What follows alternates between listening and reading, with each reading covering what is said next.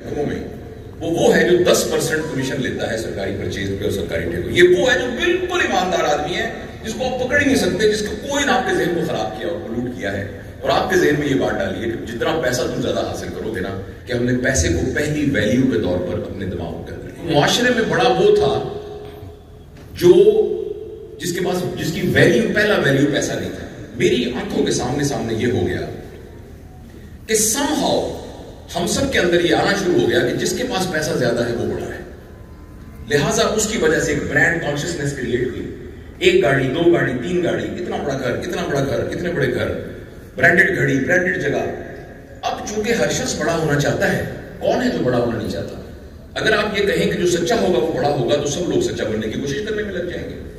लेकिन जब आप मुआशरे के अंदर इसको पहली वैल्यू के तौर पर डाल देंगे कि जो जिसके पास पैसा बहुत है वो सबसे बड़ा है, तो सब लोग पैसा इकट्ठा करने की कोशिश में लग जाएंगे, जिसके नतीजे में वसाइल को नोचना, उसको नोचना।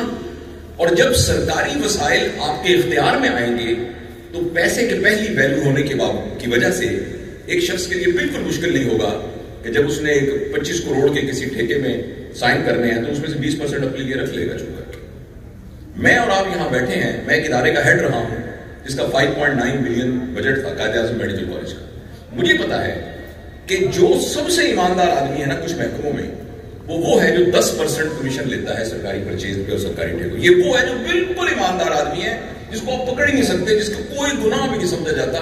ये बिल्कुल आम सी बात है कि बिल पास कराने जाएंगे तो ये वो है जो सबसे शरीफ आदमी है, और कुछ कामों में ये 40% तक भी है। मुझे आप ये बताइए, अगर मुझे अभी कोई कह दे मौलाना को कि ये जो बोतल पड़ी है ना, इस पानी के अंदर कोई ऐसी चीज है जो हराम है, ये मेरे छोटे भाई हैं, ये प्यासे रह जाएंगे, ये बोतल को हाथ में नहीं लगाएंगे, मैं प्यासा रह जाऊंगा, आप सब। मैं ही वो शख्स जो इस वजह से कि ये पानी के अंदर कोई हराम चीज है मैं अपने मुंह में नहीं लेके आ रहा, मैं साइन करते वक्त 20 करोड़ का गबन कैसे कर सकता हूं?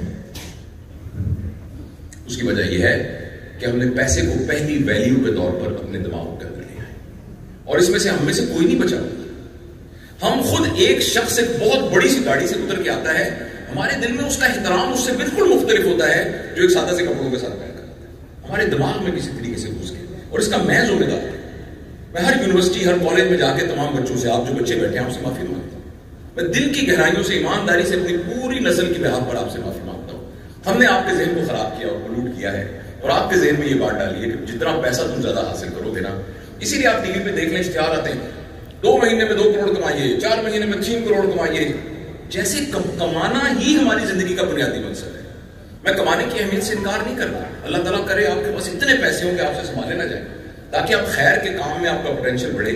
लेकिन इसको पहली कदर के तौर पर अपने ज़हन के अंदर दाखिल करना, हमारे पूरा मीडिया, हमारा तमाम सिस्टम वो नौजवानों को ये कह रहा है तुम कैसे कमाओगे, कितने पैसे कमाओगे। एक तो हमने सबसे बड़ा जुर्म ये किया,